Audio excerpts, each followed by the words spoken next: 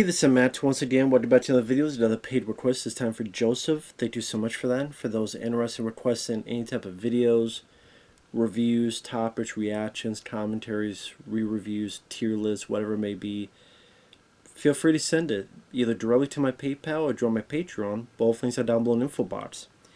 And this is for the 1975 film Deep Red.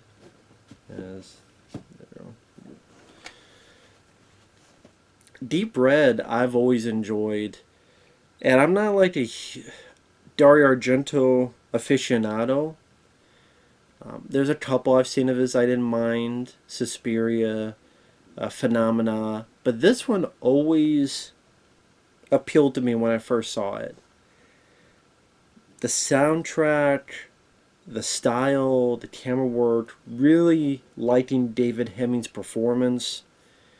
And in a weird way, it seems like kind of one of the more straightforward Argento films, in a weird way. I think this is a film that people who don't... I would say this is the film to introduce people if you're wanting to know who Dario Argento is. Because I think it has better pacing, it definitely has a lot of style, it's got some gore in it. Has a crazy score, well done score by Goblin and Giorgio Gasolini as well. Fantastic score.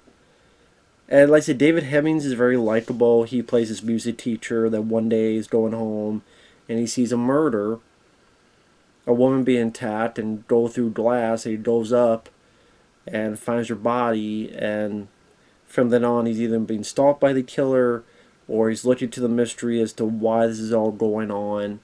And I thought that was handled fairly well. There's definitely... Well, I keep talking about the music. Like, there's this creepy lullaby you hear. La la la la la la la la la la. Very haunting, creepy, child lullaby. La la la la la la. I can't do it. It's pretty fucking creepy though. Even the other music, like for the beginning, doom doom,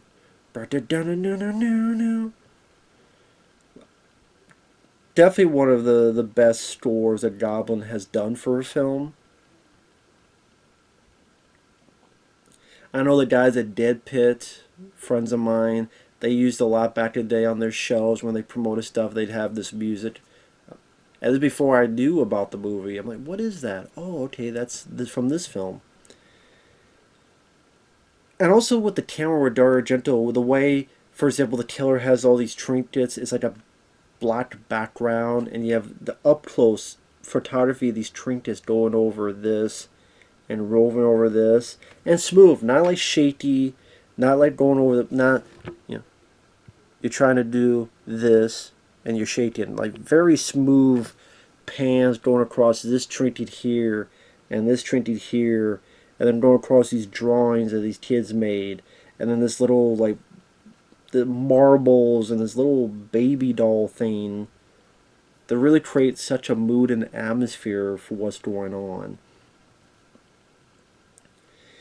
And a lot of times in Argento movies the dubbing isn't the best, but again, that's why when he does get American actors, or not just American, but English-speaking actors like Jennifer Connelly in Phenomena, or Donald Pleasance, or in this case David Hemmings, which I wasn't familiar with his other work. I will admit, when I first saw this for a split second, I went, "Is that Paul McCartney?"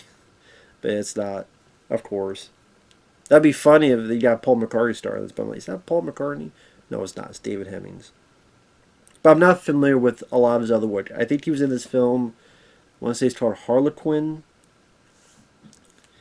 But it seemed like he didn't do a whole lot of films in America, so maybe that's why I wasn't too familiar with him. But like I said, I thought he was definitely one of the better actors and leads in these Argento films.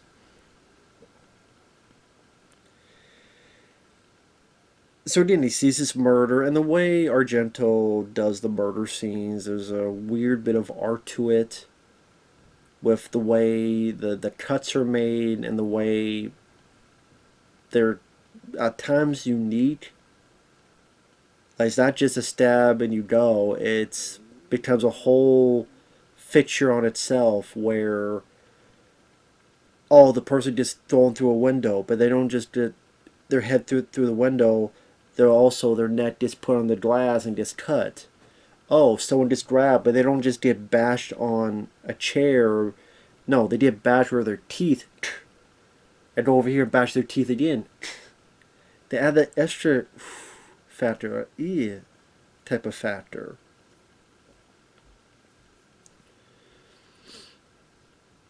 You don't just drown someone, you have drown them in scalding water and all this other stuff.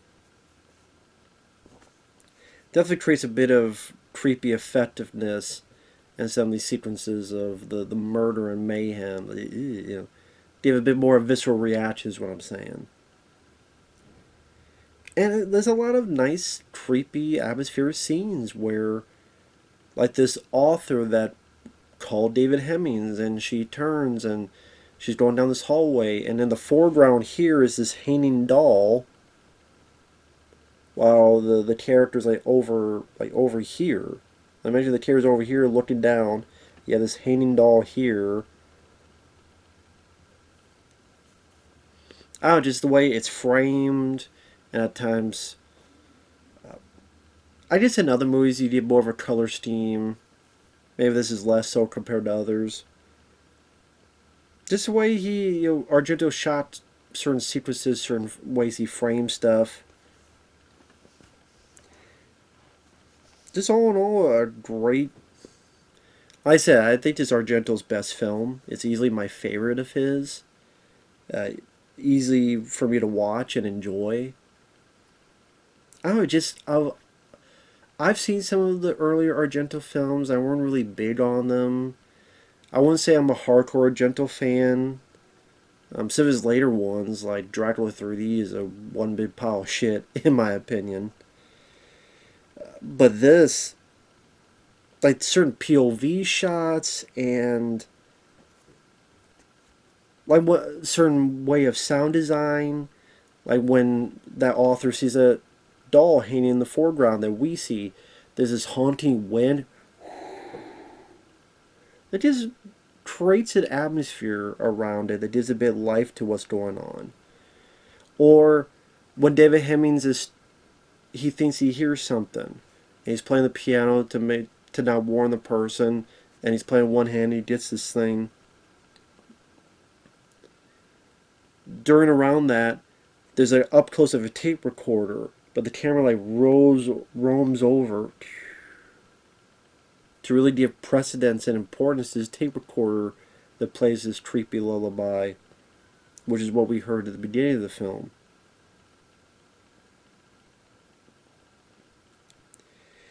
And like I said, the certain ideas that are put into it, like one person before he dies, this creepy looking butt-toothed mechanized doll goes out, like this butler suit, and he hits it, and when it lands, like half his face is gone, but it's still doing this.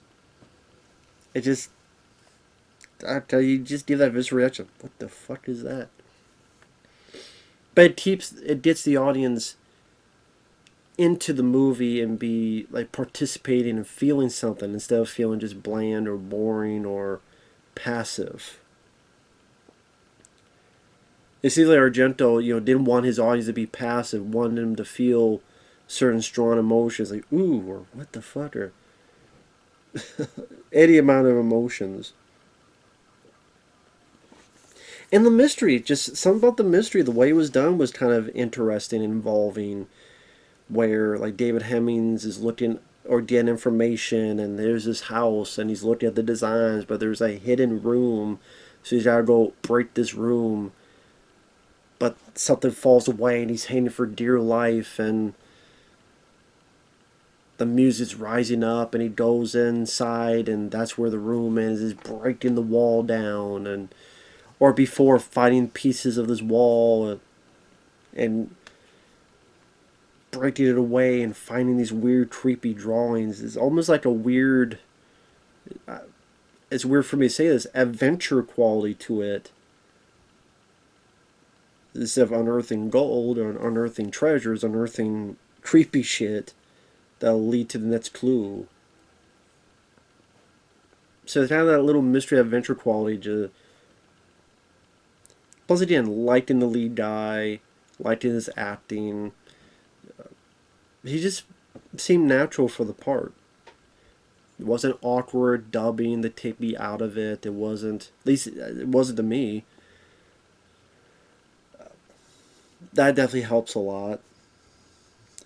Maybe there's a part where they still kept thinking he looked like Paul McCartney, so I'm waiting for him to sing any type of songs. Live and let die. And I said when the murder scenes happen, they're well filmed and designed and visceral. Like the guy gets a knife right into the back of the neck. It's like, ooh, shit.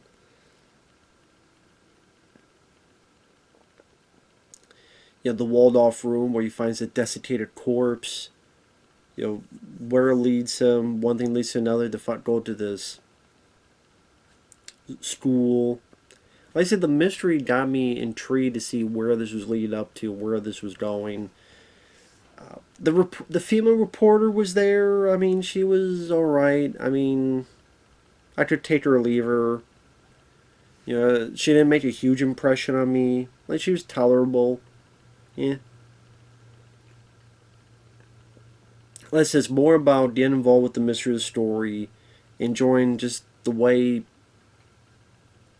he artfully directed this film, Dario Argento. Like I said, the camera movements, camera pans, the way he takes certain objects and gets really focused in to really, I did create this mood. I could see that being one of the inspirations for James Wan when he did certain movies like *Malignant*.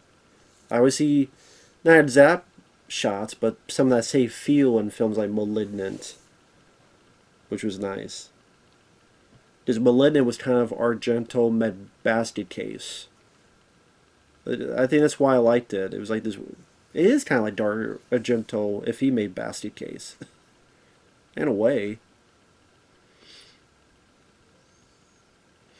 Which actually, I mean, that's a cool thought. And again, that's one of the reasons I like *Malignant* quite a bit. Of course, that film bombed, but then pieces of shit like Median makes money. So that's the Hollywood of today. That's the world of today. Go figure. Spoiler, I thought it was a bit, not weird, but one of the people you find out is Carlos. I believe that was his name. David Hemmings' buddy. And he stabs the reporter, ready to kill David Hemmings, but he's trying, he's out of it. The cops come. And it goes to this Rube Goldberg, like, Final Destination type of death, where he just happens to get caught by this garbage truck and is being dragged around the city. And then I guess someone notices finally something and they stop, and then another car goes by and runs his head over. It's a unique death, but it's like, it did come off as a bit silly. Almost, I didn't. Like one of those later Final Destination movies. I'd say it was interesting to watch, and it was. I'm like, okay, it's different, it's unique, but I'm just saying with him being dragged around if you change a couple things, it would have been in a comedy. You know, person being dragged around by a car. Oh my God, golly gee, he got caught in the thing again.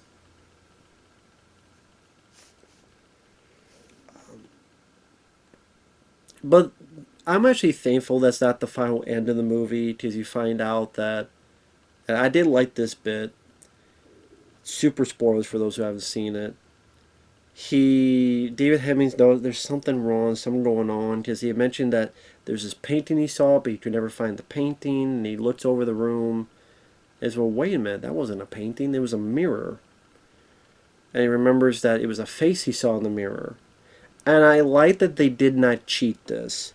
Because when you watch the film again, if you're paying attention, it's like over here, and you're going by quickly, but that face is in the mirror, so they did not cheat. So maybe it's one of those things that if you're an eagle eye, you'll notice. Wait a minute, what the fuck was that? This is 1975. You're not going to pause and do all rewind and all this stuff. You've seen it in the theater in the first time. Either you don't notice it, or like, what you don't quite notice, or it goes by so quickly. But it is there. Like if you pause it, it is. So I appreciate that it wasn't a cheap. Just sometimes there are movies that do that, where they don't expect the audience to be smart enough to. And again, this is before that freeze framing technology, so they could have just cheated out and said, no, we're not going to have it. And then later on, you go back with this technology, you go, wait a minute, you this is bullshit. There's no face in that mirror, but it's there. So I appreciate that. And you find out it was his buddy's mom. That back then. I mean, I didn't even mention like the way it began, where you have this again childlike music, but you have this shadow of someone stabbing another, and then you have a knife drop, and then you have just feet come into frame, and then this great music plays more. Like I said, it's very well staged. Argento knew what he was doing at this point in his career, and apparently she was going to be put into a mental institution. She didn't like that, so she killed the dad. By killing the dad, the son saw it, and that's why it completely fucked him up. That's why throughout it, you saw him drinking, getting drunk, and then he was doing all this stuff to help his mom and hide what his mom did. I did like the... I mean, this is also a bit of convenience, or not convenience, but luck, but he pushes her and she gets her necklace caught. This actor handled, because I like the idea. And plus, this shit does happen where your shit gets caught. If you have certain, whether it be a watch or whether it be a necklace or whether it be something. This I was fine with. Sometimes with that kind of thing, like, oh, well, that was lucky. But this, like, it was more easier to swallow. A lot easier than the guy who just happened to get caught by the damn garbage truck and dragged, hundreds and, a couple miles, hundreds of feet. Or a couple miles. More like it. But she gets caught on the elevator, and then he hits it, cuts her damn head off. Nice gory effect. Even the last shot where you see David Hemmings' reflection in the blood. Like, that's a cool frame. It's cool how that was framed as the movie is over. That's what I mean. A lot of nice, artful, interesting visual shots fill up this movie. So it being straightforward enough so it wasn't confusing. It wasn't too many characters juggling around. It kept most of the attention on David Hemmings, our lead guy, so we follow in his shoes. You still had to get that weird Argento stuff, like the person the killer kills near the beginning is a psychic lady. Did it need to be a psychic lady who sensed evil? No, it could have been just any random schmo. But I guess to be fair, they did that because this person didn't want to be found out. But if it was someone close to it, then the murder investigation would be suspecting this person because, oh, they knew him and this and that. But I don't know, whatever. It just had... It's one of those things that they just had to put a psychic lady in there. And that's why the killer killed her, because she'll find me out. The reporter wasn't bait. She tolerable. I could tolerate her. I've seen much worse. I've seen better. I've seen worse. Like I said, I really like the lead guy, David Hemmings. I mean, just deep off, like I said, likable quality, earnest, wanting to do the right thing. I even didn't mind the little visual gag where he's riding with the reporter, but the seat's fucked up, so he's crunched up. He's crunched low like this. But it wasn't too goofy of comedy to ruin the tone of the film.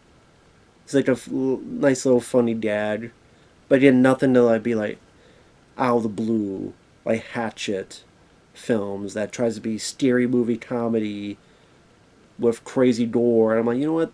The comedy gore works well in like Dead Alive. It didn't quite work in those movies, in my opinion. And like I say, it's got some good death scenes. Has a fantastic soundtrack, a great camera work, direction. Uh, to me, it's a tour de force for Dario Argento. It really is. Like I said, if you don't know Argento and you want to see one film to get you into it, most people say Suspiria, but for me, it would be Deep Red. Because I think the story is basic, simple enough to follow through. And like I said, I like the mystery, adventure, mystery elements of it, trying to find these clues. And overall, definitely big plus. I think it did get a 4K, but I don't have that. But maybe one day, if it's not too expensive. But yeah, I quite enjoyed this film, Deep Red. Always did. It was fun watching it again. So thank you, Joseph, for giving me a reason to watch it again. Had a lot of had a good time with it. So with that said, thanks for watching. Take care. We'll see you guys later. Bye bye.